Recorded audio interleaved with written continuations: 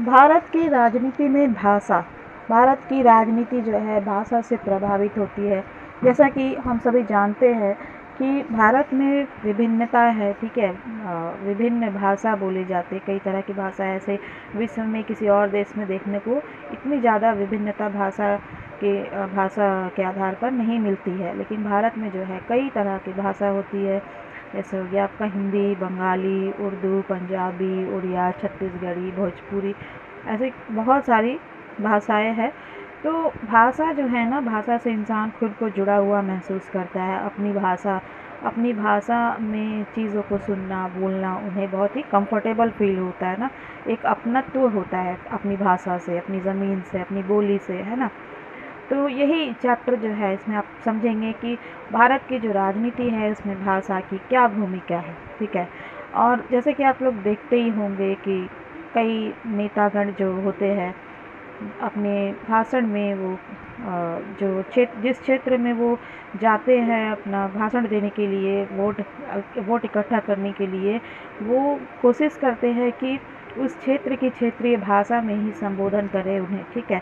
पूरा का पूरा भाषण तो नहीं, लेकिन कम से कम कुछ शब्दों का इस्तेमाल करते हैं उस भाषा में, या फिर स्टार्टिंग उस भाषा से करते हैं संबोधन करने के लिए, ताकि वो खुद को, मतलब नेता जो है खुद को जनता से जुड़ा हुआ महसूस करवा सके, जनता से अपनत्व उसको दिखा सके, अपनापन दिखा सके, ताकि जनता जो है उससे जुड़े, उससे आत्मीयता बढ़े और उसे वोट दे, ठीक है। तो चलिए देखते हैं इस चैप्टर के, इस बुक के माध्यम से कि भाषा की भूमिका क्या है भारत की राजनीति में, भारतीय राजनीति में भाषा, और किस प्रकार इन दोनों में, यानी भारत की राजनीति में और भाषा में, दोनों में अंतःक्रिया किस प्रकार होता है। यानी भाषा जो है भारतीय राजनीति को प्रभावित करती है और भारत की राजनीति जो है भाषा को प्रभावित करते हैं।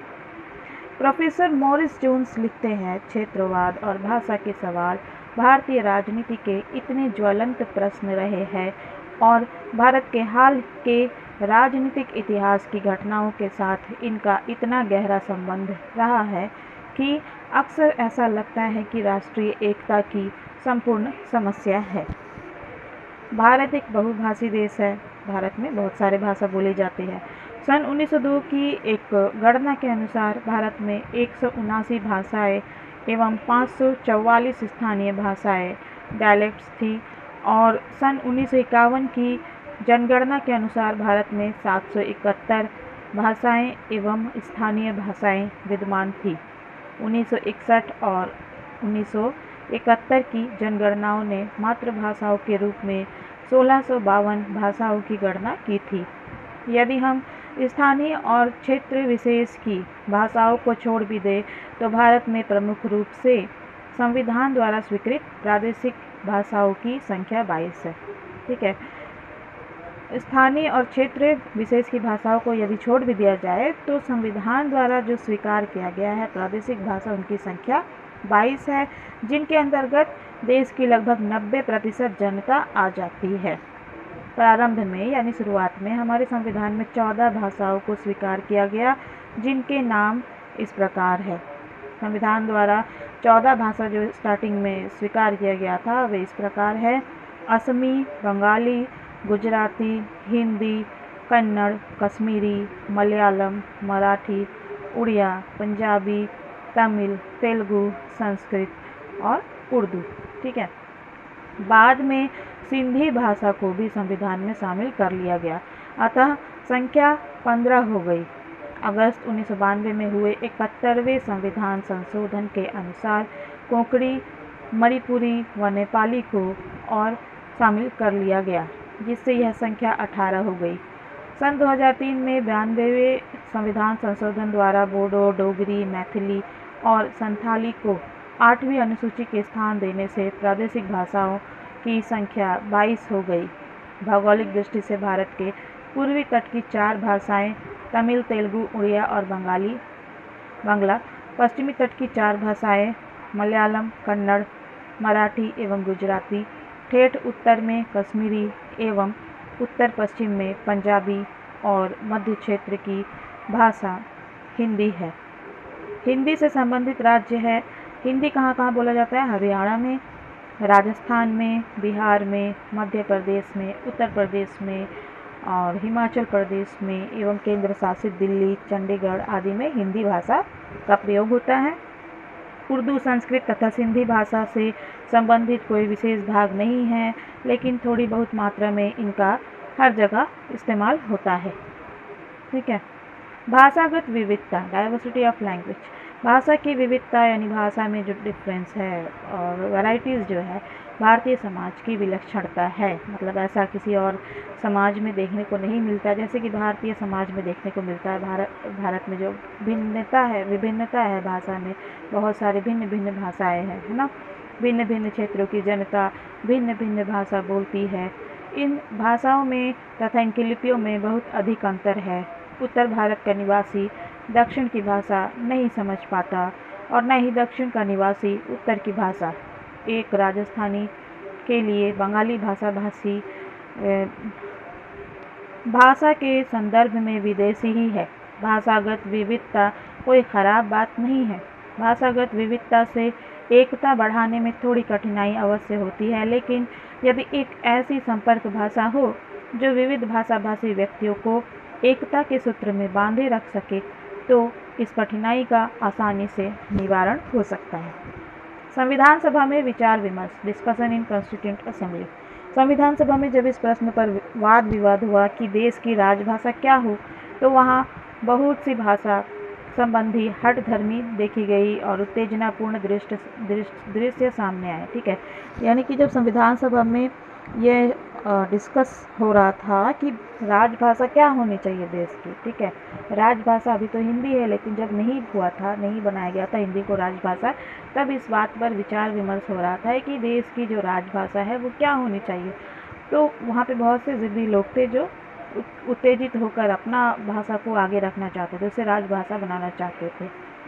ठीक है।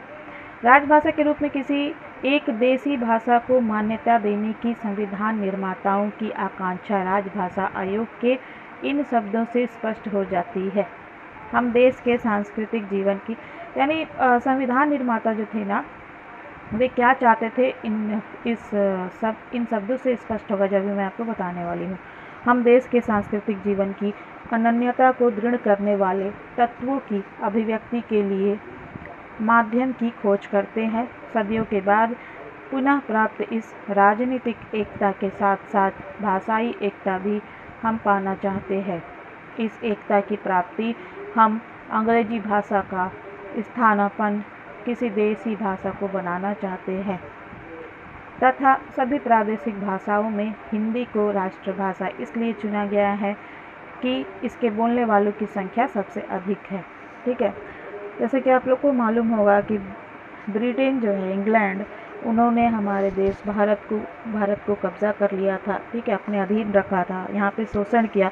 तो इंग्लैंड की जो भाषा थी अंग्रेजी, वो जो है हमारे देश में एक तरह से कहा जाए तो राजभाषा का काम कर रही थी, क्योंकि जितने भी गवर्नमेंट वाले वर्क थे तो सारे तो अंग्रेज़ों के हाथ में थे, अंग्रेज़ों की सरकार थी, तो वो इंग्लिश ही चलता था उसमें, है ना। लेकिन जब संविधान बनाने वालों ने डिस्कशन किया और उन्होंने यह निर्णय लिया कि हिंदी भाषा बोलने वाले लोगों की संख्या भारत में जो है सबसे अधिक है, इसीलिए हिंदी को उन्होंने राजभाषा बनाने का निर्णय लिया। संघ की भाषा, the language of the union, संविधान के अनुच्छेद 343, 344 में संघ की भाषा के संबंध में प्रावधान इस प्रकार है। देवनागरी लिपि में लिखित हिंदी संघ की राजभाषा होगी। संविधान के आरंभ में 15 वर्ष तक अंग्रेजी भाषा का प्रयोग संघ के सरकारी कार्यों में पहले के जैसा ही जारी रहेगा, लेकिन इस अवधि के भीतर ही राष्ट्रपति हिंदी के साथ साथ प्रयोग किए जाने का अधिकार प्रदान कर सकते हैं। 15 वर्षों के बाद भी संसद किन्हीं विशिष्ट प्रयोजनों के लिए अंग्रेजी का प्रयोग चालू रखने की अनुमति दे सकती है, परंतु 1963 में ही संविधान के अनुच्छेद 343(3) के अधीन राजभाषा अधिनियम प्रस्तुत किया गया, जिसके अनुसार 1965 के बाद भी अंग्रेजी अनिश्चित काल तक बनी रहेगी। संविधान के अंगीकृत होने के 5 वर्ष बाद राष्ट्रपति एक भाषा आयोग की स्थापना करेंगे, जो हिंदी भाषा के प्रयोग में क्रमिक वृद्धि, अंग्रेजी के प्रयोग को धीरे धीरे कम करना तथा तत्संबंधी अन्य प्रश्नों व समस्याओं के संबंध में सिफारिशें करेगा। संविधान के अंगीकृत होने के 10 वर्ष बाद राष्ट्रपति इसी प्रयोजन के लिए आयोग की स्थापना करने को बाध्य है। आयोग सिफारिश करते समय भारत की औद्योगिक, सांस्कृतिक तथा वैज्ञानिक प्रगति के साथ साथ हिंदी भाषी क्षेत्रों के निवासियों के सरकारी पदों के लिए न्यायोचित दावों व हितों को भी ध्यान में रखेगा। इस आयोग की सिफारिशों पर विचार करने के लिए एक संसदीय समिति अनुपातीय प्रतिनिधित्व के आधार पर बनाई जाएगी, जिसमें लोकसभा के 20 सदस्य तथा राज्यसभा के 10 सदस्य होंगे। यह संसदीय समिति आयोग की सिफारिशों पर अपना प्रतिवेदन राष्ट्रपति के समक्ष प्रस्तुत करेगी। राष्ट्रपति इस प्रतिवेदन के आधार पर निर्देश जारी कर सकते हैं। संसदीय समिति ने आयोग के प्रतिवेदन की जांच कर कहा कि संघ तथा राज्यों में अंग्रेजी के स्थान पर धीरे धीरे हिंदी तथा प्रादेशिक भाषाओं का प्रयोग किया जाना चाहिए। प्रादेशिक भाषाएं, रीजनल लैंग्वेजेस, प्रादेशिक भाषा जिसे इंग्लिश में रीजनल लैंग्वेज कहते हैं। संविधान के अनुच्छेद 345 के अनुसार प्रत्येक राज्य के विधानमंडल को यह अधिकार है कि वह राज्य के समस्त अथवा सरकारी कार्यों के लिए एक या अधिक भाषाएं अंगीकार कर ले, लेकिन राज्यों के परस्पर संबंधों में तथा संघ और राज्यों के परस्पर संबंधों में संघ की राजभाषा ही प्राधिकृत भाषा मानी जाएगी। कुछ राज्यों में अल्पसंख्यकों के भाषा संबंधी हितों की रक्षा के लिए संविधान में कुछ विशेष उपबंध रखे गए हैं। उच्चतम एवं उच्च न्यायालयों और विधानमंडलों की भाषा, language of the courts and legislature और कोर्ट्स में कौन सी भाषा का इस्तेमाल होता है, चलिए जानते हैं। जब तक संसद कानून द्वारा अन्यथा निर्धारित न करे, तब तक उच्चतम न्यायालय तथा प्रत्येक उच्च न्यायालय की सब कार्यवाहियाँ तथा केंद्रीय और राज्य के विधानमंडलों के विधेयकों, कानूनों, आदेशों, नियमों तथा अध्यादेशों का पाठ अंग्रेजी भाषा में होगा। यानी अंग्रेजी भाषा में ही इन सबको, कानूनों को, आदेशों को, नियमों को, अध्यादेशों को, विधेयक को, बिल वगैरह जो भी होंगे उनको अंग्रेजी भाषा में ही पढ़ा जाएगा। किसी राज्य का राज्यपाल राष्ट्रपति की अनुमति से उच्च न्यायालय की कार्यवाही राज्य की राजभाषा में होने की अनुमति दे सकता है, लेकिन न्यायालय का फैसला, डिक्री या आदेश अंग्रेजी में ही होगा। यदि किसी राज्य का विधानमंडल विधेयकों, कानूनों, नियमों तथा आदेशों के लिए अंग्रेजी के बदले अन्य कोई भाषा निर्धारित करता है, तो उनका अंग्रेजी भाषा में राज्यपाल द्वारा अधिकृत अनुवाद, अधिकृत पाठ समझा जाएगा। अल्पसंख्यकों के लिए संरक्षण, सेफगार्ड्स फॉर द माइनॉरिटीज। प्रत्येक राज्य में स्थानीय अधिकारियों का यह प्रयास होगा कि वह भाषाई अल्पसंख्यकों के बालकों की शिक्षा प्राथमिक चरण में मातृभाषा में देने के लिए आवश्यक व्यवस्था करें। भाषाई अल्पसंख्यकों के लिए राष्ट्रपति एक विशेष पदाधिकारी भी नियुक्त करेगा। इस विशेष पदाधिकारी का कर्तव्य होगा कि संविधान के अधीन भाषाई अल्पसंख्यकों के लिए जो विशेष रक्षण और सुविधाएं उपलब्ध हैं, उनसे संबद्ध सब विषयों के संबंध में जैसे राष्ट्रपति निर्दिष्ट करे, राष्ट्रपति को प्रतिवेदन दे। राष्ट्रपति ऐसे सभी प्रतिवेदनों को संसद के प्रत्येक सदन में समक्ष रखवाएगा तथा संबंधित राज्यों की सरकारों को भी भेजेगा। संविधान में यह भी व्यवस्था की गई है कि संघ अथवा किसी भी राज्य में प्रयोग होने वाली भाषा के संबंध में यदि किसी व्यक्ति को कोई शिकायत करनी है, तो वह संघ तथा राज्य के उपयुक्त अधिकारी से कर सकता है। भारत में राजनीति और भाषा अंतःक्रिया, interaction between politics and language, यानी भारत की जो राजनीति है वो भाषा को प्रभावित करती है और भाषाएं जो है वो राजनीति को प्रभावित करती है। भाषा का यह प्रश्न राजनीति का राजनीति का प्रश्न बन गया है। भाषा के आधार पर राजनीतिक दलों एवं राजनीतिज्ञों ने जनता को उत्तेजित करने का प्रयास किया है। कभी कभी तो ऐसा लगने लगा कि कहीं भाषा का सवाल हमारी राष्ट्रीय एकता को खंडित ना कर दे, यानी जो हमारी राष्ट्रीय एकता है उसको ख़त्म ना कर दे। भारत की राजनीति में भाषा से जुड़ी हुई राजनीतिक समस्याएं इस प्रकार है। हिंदी के विरोध में राजनीति। राष्ट्रपति द्वारा नियुक्त आयोग के बांग्ला तथा तमिल भाषी सदस्यों डॉक्टर सुनीति कुमार चटर्जी और डॉक्टर पी सुब्बानारायण ने अपने विमत टिप्पणी मिनट्स ऑफ डिसेंट में समन्वय अथवा मेलजोल के दृष्टिकोण से अत्यंत दूर के विचार प्रकट किए। इनका यह दृष्टिकोण था कि अंग्रेजी के स्थान पर हिंदी को प्रतिस्थापित करने में जल्दी करने का परिणाम हिंदी भाषी जनता, यानी जो हिंदी नहीं बोलते उन जनता पर हिंदी थोपना होगा और उससे सार्वजनिक जीवन अस्त व्यस्त हो जाएगा। इन दोनों का यह दृढ़ मत था कि जब तक सरकारी भाषा अर्थात हिंदी पूर्णतः विकसित नहीं हो जाती, अंग्रेजी भाषा प्रयुक्त होती रहे। ठीक है, यानी अंग्रेजी भाषा को ही इस्तेमाल किया जाए।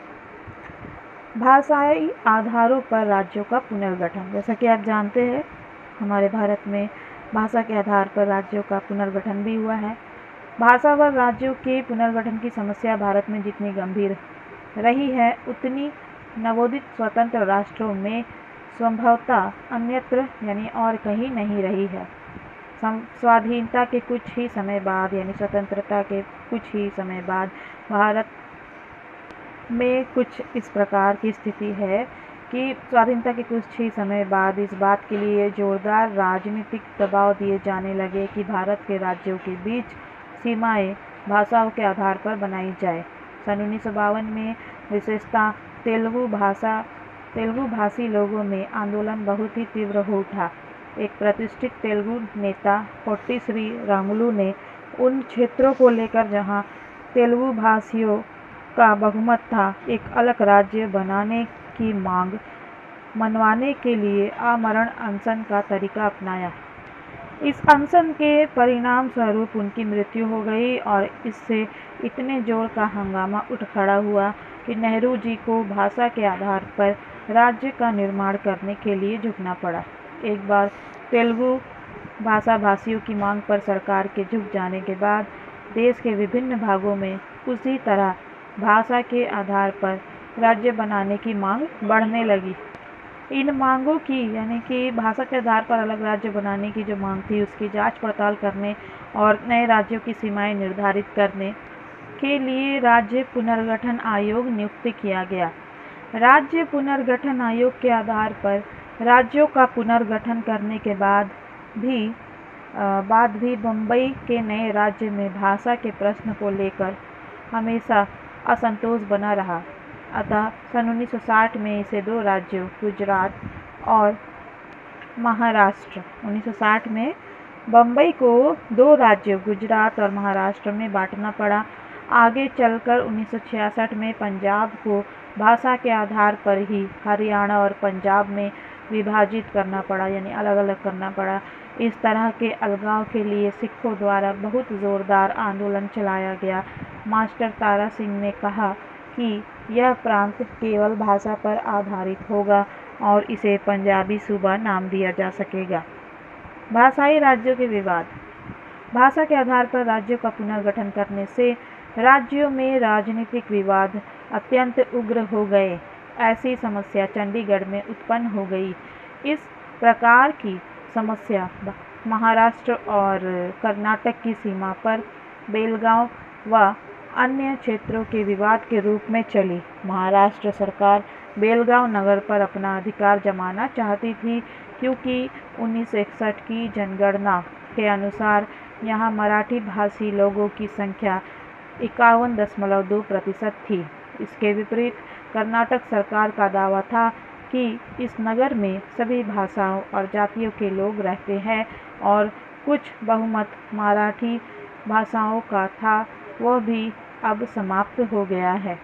बेलगांव चूँकि संपूर्ण बेलगांव तालुके का मुख्य केंद्र है, इसलिए प्रशासनिक दृष्टि से उसे कर्नाटक में ही रहने दिया जाना चाहिए। असम में बंगाली और असमी भाषा के प्रश्न को लेकर सन 1972 में उग्र विवाद उत्पन्न हो गया। कुछ अन्य प्रांतों में भी लोग भाषा के आधार पर अलग राज्यों के निर्माण का नारा लगाते रहे हैं। इस प्रकार भाषाई आधार पर राज्यों के टुकड़े करने का एक सुनियोजित अभियान देश में चलाया जा रहा है, जो निश्चय ही देश की सुरक्षा और आर्थिक प्रगति के लिए घातक है। क्योंकि जैसे कि आप जानते हैं, यदि एकता नहीं होगी देश में तो हमारा देश जो है विकसित नहीं बन पाएगा कभी भी। तो भाषा के आधार पर टुकड़े टुकड़े में यदि बढ़ जाएंगे तो ये जो प्रगति है देश की, वो बहुत ही धीमी होती जाएगी। भाषा के आधार पर उत्तर और दक्षिण भारत की संकुचित भावनाएं। भाषा के आधार पर भारत में उत्तर और दक्षिण भारत की संकुचित मनोवृत्तियां पनपने लगी। दक्षिण भारत में हिंदी का जोरदार विरोध किया। दक्षिण भारत में हिंदी साम्राज्य के विरोध में जोरदार आवाज़ें उठी। हिंदी के उत्साही समर्थकों के लिए यह मुश्किल था कि वे चुपचाप बैठे रहे। इस प्रकार भाषा के आधार पर भारत दो टुकड़ों में विभाजित सा प्रतीत होने लगा, उत्तर और दक्षिण। भाषा के आधार पर राजनीति में नए दबाव गुटों का उदय। भारतीय राजनीति में भाषागत दबाव गुटों का उदय हुआ, यानी भाषा के आधार पर नए नए गुट उभरे। उदाहरण के लिए भाषा के आधार पर महाराष्ट्रियनों और गुजरातियों ने अपने संगठन संयुक्त महाराष्ट्र समिति और महागुजरात जनता परिषद बनाए थे। उन्होंने लगभग पूरी तरह से राजनीतिक पार्टियों की जगह ले ली। इन संगठनों में शुरू में वामपंथी लोग थे, लेकिन जल्दी ही इन्हें गैर राजनीतिक लोगों का समर्थन प्राप्त हो गया। अन्य भाषाओं की मान्यता का प्रश्न। भारत के संविधान के 8वें अनुसूची में देश की 14 प्रमुख भाषाओं को मान्यता प्रदान की गई, जिनका उल्लेख किया जा चुका है। बाद में सिंधी, कोंकणी, मणिपुरी व नेपाली भाषा को भी मान्यता दे दी गई, लेकिन समय समय पर देश में कुछ अन्य क्षेत्रीय भाषाओं की मान्यता की आवाज़ भी लगाई जाती रही। उदाहरण के लिए राजस्थान में राजस्थानी भाषा को मान्यता दिलाने की मांग लंबे समय से की जा रही है। सन 1961 की गणना के अनुसार राजस्थानी बोलने वालों की संख्या 1,49,00,000 थी। इस तरह ब्रज, मैथिली, संथाली, छत्तीसगढ़ी आदि भाषाओं की मान्यता का प्रश्न भी जब तब उठाया जाता रहा है और इन क्षेत्रीय भाषाओं के आधार पर प्रांतों के निर्माण की बात भी की जाती रही है। यद्यपि भारत सरकार ने इन मांगों को अब दृढ़तापूर्वक अस्वीकार कर दिया है। भाषा के मसले पर राजनीतिक हलचल। उन्हें भाषा का जो इशू था उस पर राजनीतिक हलचल भी हुई। भाषा के प्रश्न को लेकर राजनीतिक हलचलें बढ़ने लगी। C.D. देशमुख ने, जो 1950 में वित्त मंत्री थे, इस सवाल को लेकर केंद्रीय मंत्रिमंडल से त्यागपत्र दे दिया। इसी प्रकार M.C. छागला ने भी सरकार की भाषा नीति के विरोध में मंत्री पद से त्यागपत्र दे दिया। उर्दू भाषा के सवाल को चुनावी मसला बनाना। राजनीतिक दल उर्दू भाषा के सवाल को चुनाव का मसला बनाने में भी नहीं हिचकिचाते। अल्पसंख्यक मुस्लिम मतदाताओं को प्रभावित करने के लिए कांग्रेस आई के 1980 के घोषणा पत्र में आश्वासन दिया गया था, जो इस प्रकार है: उर्दू भाषा को उसके ऐतिहासिक सामाजिक महत्व के अनुरूप उचित स्थान दिलाया जाएगा। उर्दू को कुछ राज्यों में खास क्षेत्रों में सरकारी कामकाज में व्यवहार के लिए दूसरी भाषा के रूप में मान्यता दी जाएगी। जनवरी 1980 के चुनाव से पूर्व उत्तर प्रदेश की लोकदल सरकार ने तीसरी भाषा के रूप में स्कूलों में उर्दू को पढ़ाया जाना अनिवार्य कर दिया था। नवंबर 1989 के लोकसभा चुनावों से पहले उत्तर प्रदेश में उर्दू को दूसरी राजभाषा बनाए जाने के फैसले को लेकर बदायूं में दंगे हुए और 2 दर्जन लोगों की जानें गई। हास्यास्पद स्थिति यह है कि एक वोट बैंक को खुश करने के लिए यहाँ तक कहा जाने लगा कि उर्दू हमारे राष्ट्रीय स्वतंत्रता संग्राम की भाषा रही है। भाषाई अल्पसंख्यकों की समस्या।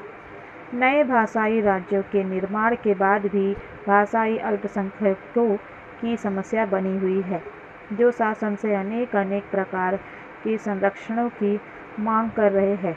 उत्तर प्रदेश में उर्दू का सवाल, कर्नाटक में मराठी भाषा भाषियों का सवाल, पंजाब में हिंदी भाषा भाषियों की स्थिति भाषाई अल्पसंख्यकों की समस्याएं उत्पन्न करती है।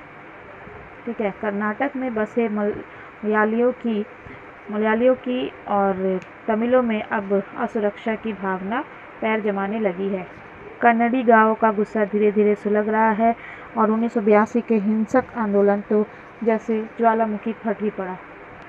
सर्वमान्य शिक्षा नीति के निर्माण में कठिनाइयाँ। भाषा संबंधी समस्याओं का ही परिणाम है कि हम स्वतंत्रता प्राप्ति के बाद 161 वर्षों के बाद भी किसी ऐसी शिक्षा नीति एजुकेशन पॉलिसी का निर्माण नहीं कर सके जिसे हम अपना कह सके। शिक्षा के क्षेत्र में आज भी प्रयोग हो रहे हैं और इससे जीवन के हर क्षेत्र पर दूरगामी प्रभाव पड़ रहा है। माध्यमिक और उच्च शिक्षा के बारे में शिक्षा शास्त्रियों और राजनीतिज्ञों के बीच निरंतर नोक-झोंक चलती रही।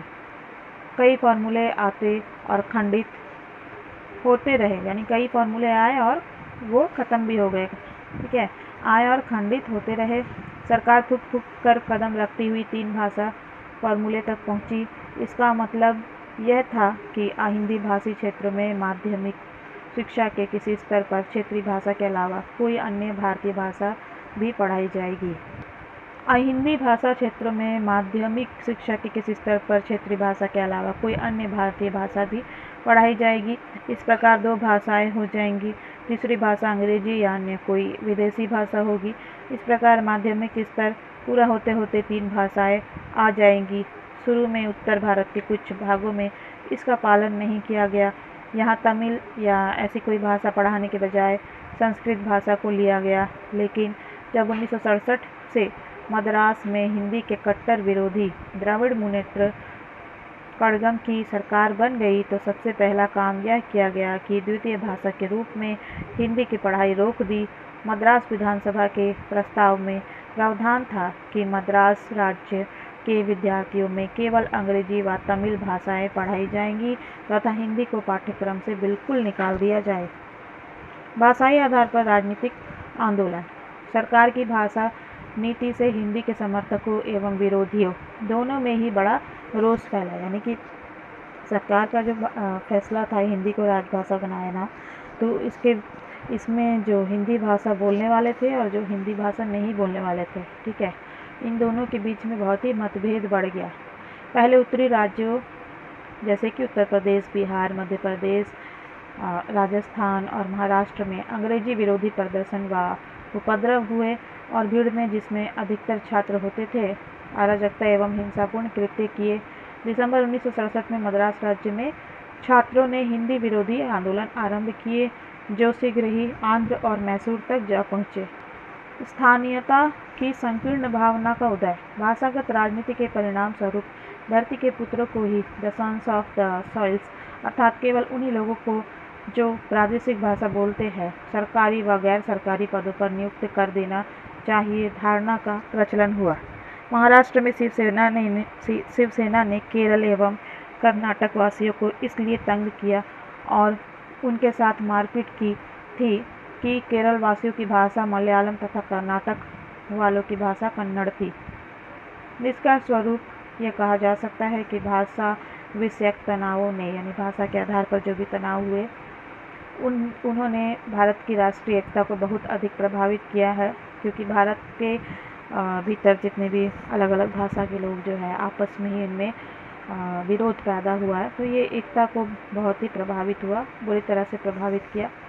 आज एक भाषाभाषी व्यक्ति अपने आप को अन्य भाषाभाषियों से भिन्न एक स्वतंत्र समुदाय मानने लगे हैं तथा अपने लिए एक अलग राज्य अथवा अलग प्रशासनिक इकाई की मांग करने लगे हैं।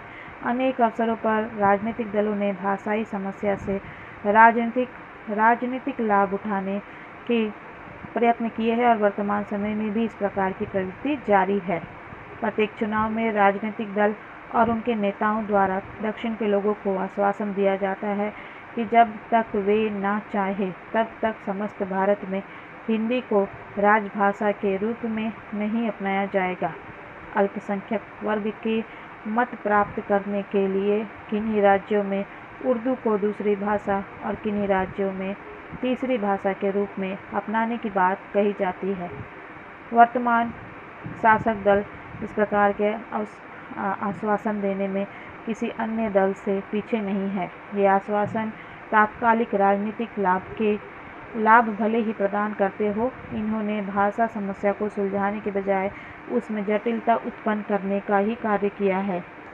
आवश्यकता इस बात की है, ज़रूरत इस बात की है कि विविध राजनीतिक दलों, भाषाओं और क्षेत्रों के प्रतिनिधियों का व्यापक आधार पर गोलमेज सम्मेलन बुलाकर शांत वातावरण में भाषा समस्या पर आवश्यक गंभीरता के साथ विचार कर इस संबंध में अंतिम निर्णय लिया जाए। भारत राष्ट्र की एकता, अखंडता और शिक्षा व्यवस्था के हितों में भाषा के प्रश्न को दलीय राजनीति से अलग रखना होगा। भारत में भाषा समस्या इतनी व्यापक और उलझी हुई है कि इसका कोई तत्कालीन हल नहीं ढूंढा जा सकता। इसके लिए हमें बहुत ही धैर्य रखने एवं रचनात्मक कार्य करने की आवश्यकता है। भाषा समस्या के हल की दिशा में हमें जिन बातों पर ध्यान देना चाहिए वे विशेष ध्यान देना चाहिए वे इस प्रकार है। ऐतिहासिक तथ्यों और आंकड़ों से यह स्पष्ट हो चुका है कि इस देश की राजभाषा और संपर्क भाषा हिंदी ही हो सकती है। अहिंदी भाषी प्रदेशों को इन तथ्यों को स्वीकार करने के लिए प्रेरित करना चाहिए। हिंदी भाषी लोगों को अहिंदी भाषी लोगों की कठिनाइयों की ओर पर्याप्त ध्यान देना चाहिए। दोनों ही पक्षों को भाषाई उग्रता से बचना चाहिए। प्रांतीय शासन और सभी स्तरों पर शिक्षा का माध्यम प्रादेशिक भाषाओं को बनाया जाना चाहिए। इस हेतु प्रादेशिक भाषाओं के विकास के लिए पर्याप्त ध्यान देना चाहिए। हिंदी भाषा को सरल और लोकप्रिय बनाने के लिए ठोस रचनात्मक कार्य करना चाहिए। इसके लिए सरल हिंदी में मूल पुस्तकें लिखी जाए और उपयोगी पुस्तकों का अनुवाद किया जाए और कम से कम मूल्य में उन्हें अहिंदी भाषियों में वितरित किया जाए यानी बांटा जाए। अंग्रेजी का प्रयोग सीमित किया जाए परंतु उसे समूल नष्ट नहीं किया जाए। त्रिभाषा सूत्र को पूर्ण निष्ठा से लागू किया जाए। शैक्षणिक भ्रमण, व्याख्यान, सांस्कृतिक कार्यक्रमों के माध्यम से भारतीय भाषाओं में निकट संपर्क स्थापित किया जाए। अंत में भाषा को राजनीतिक स्वार्थों की पूर्ति का माध्यम बनाने से रोका जाए, यानी कि भाषा की राजनीति जो है कम से कम नेतागण की से उसकी अपेक्षा नहीं की जा सकती। भाषा के आधार पर भेदभाव करना या किसी भी प्रकार का मनमुटाव उत्पन्न करना या द्वेष रखना ये सही नहीं है। ठीक है, तो राजनीतिक स्वार्थों की पूर्ति का माध्यम नहीं बनाना चाहिए भाषा को।